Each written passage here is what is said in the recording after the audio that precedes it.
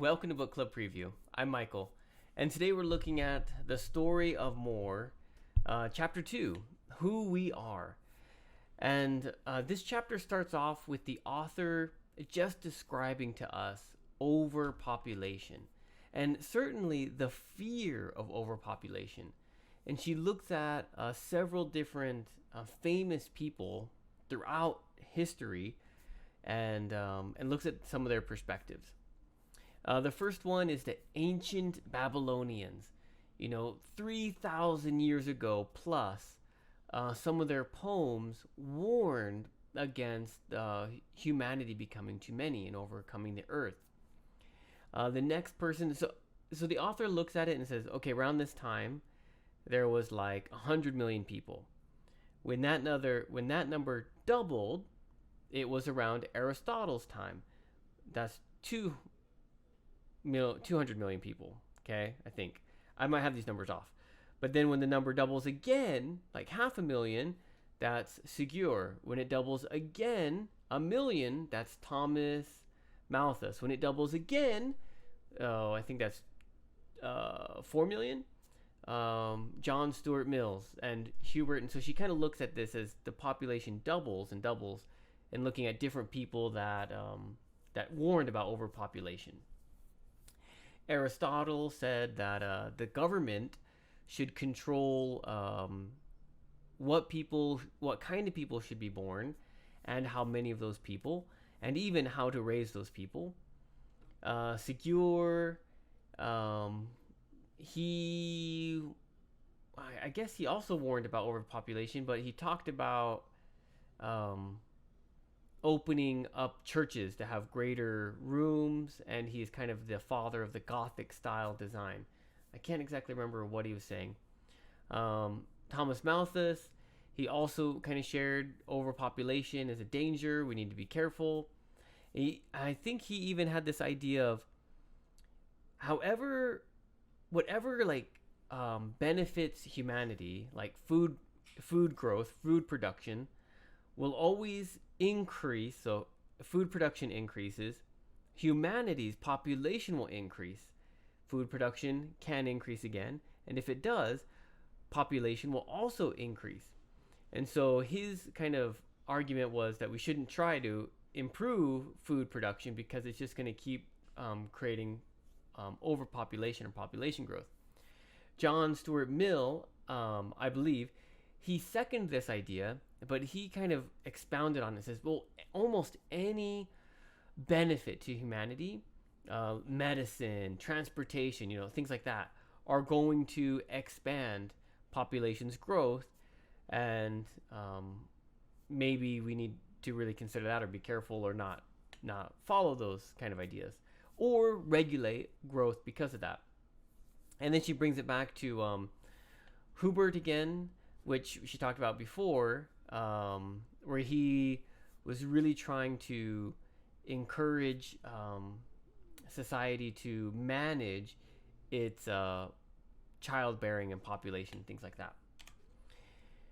The author comes to this reflection of some data, and she looks at the 10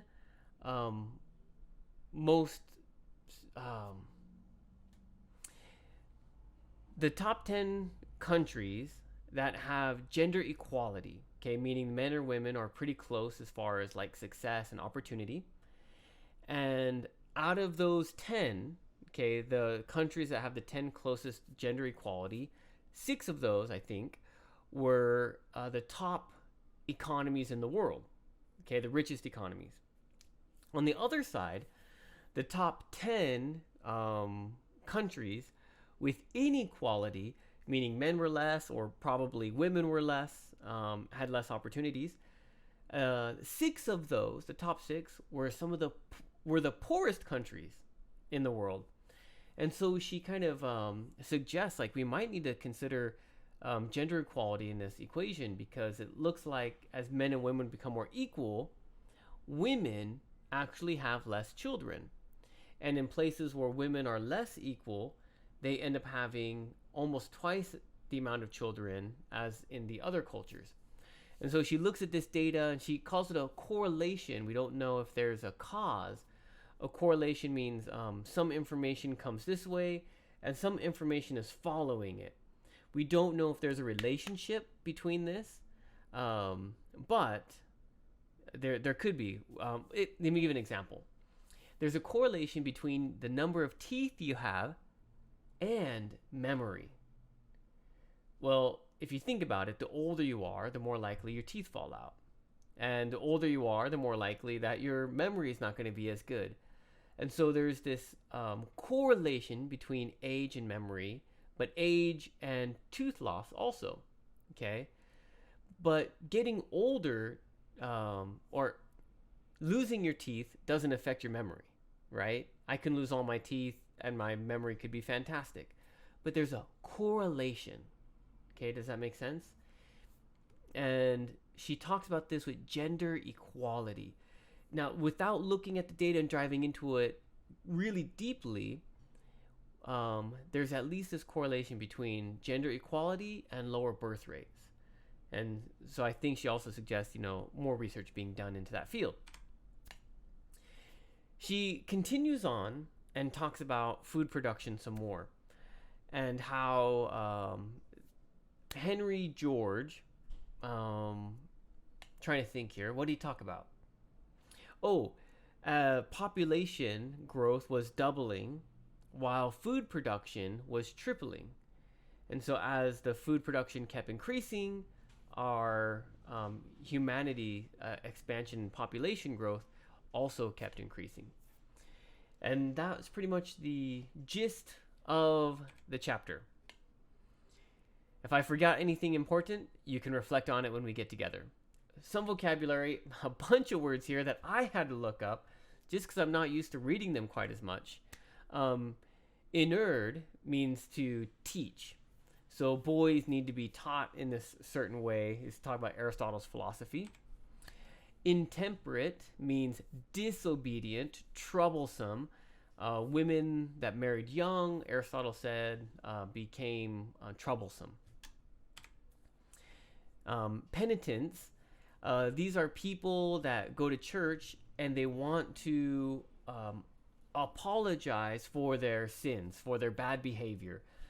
We call these penitents, people that want to penance, to say sorry to God for their actions or bad behavior. Neuroses is like an obsession, something that your mind is really fixed on. You can't let it go. We call that neuroses. Moils is hard work. I'm trying to think of some task, some job, some duty. Disapprobation is, I think, unfair. See, I have to think of all these myself.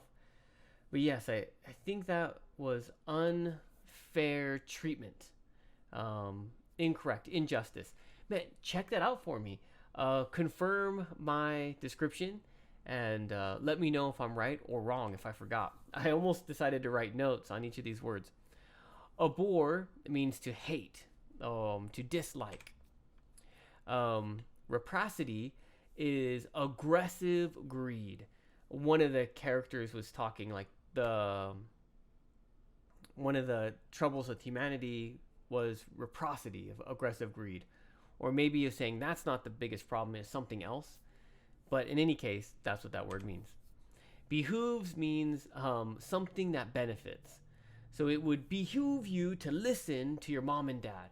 It would benefit you. It would be good for you to listen to your mom or dad.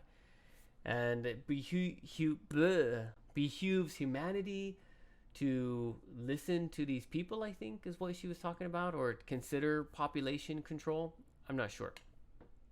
But she used that word, certainly. Discussion question. This is really the question that comes up to my mind as I'm reading this is, should people be limited on how many children they can have? There are certainly countries that have practiced this.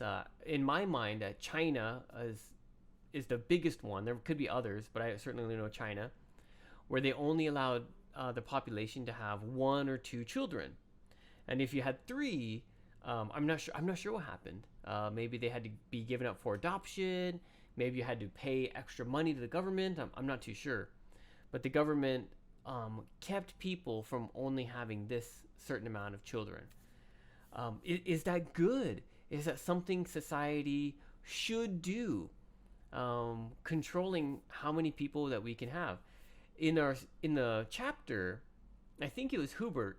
He learns that one of his coworkers is getting married, and he goes over to this coworker, Mrs. Blah blah blah. You can only have 2 children. You can have them at the same time, or you can have them at different times, but you are only allowed to have 2 children. I don't know if she listened to him, but that's what he said. He limited her, at least in his opinion, for how many children she could have. Do you think that's a good way to move forward for governments to control that, or a bad way? What do you think? And of course, please make your own discussion question. I'm really excited. Like, whatever you feel is right, especially for the question I'm asking, just answer where you are, because we can answer the same question maybe in 5 chapters or at the end of the book, and your opinion could change one way or the other, or it could still be strong. So don't worry like you have to find the best answer, what the author wants, or even what I want. I don't care. I just want to hear what you think, and of course, why. Well, that is all the time that we have for today, but thank you so much for joining me for this episode of Book Club Preview. I'll see you soon. Bye-bye. Hey, if you have any questions about the video today, please feel free to leave a comment in the comment section. If you had any other vocabulary words that you wanted to know what they meant, let me know. And also, if you're interested in maybe joining one of these book clubs, please leave a comment and I'll get back to you. Thank you so much for watching. Bye-bye.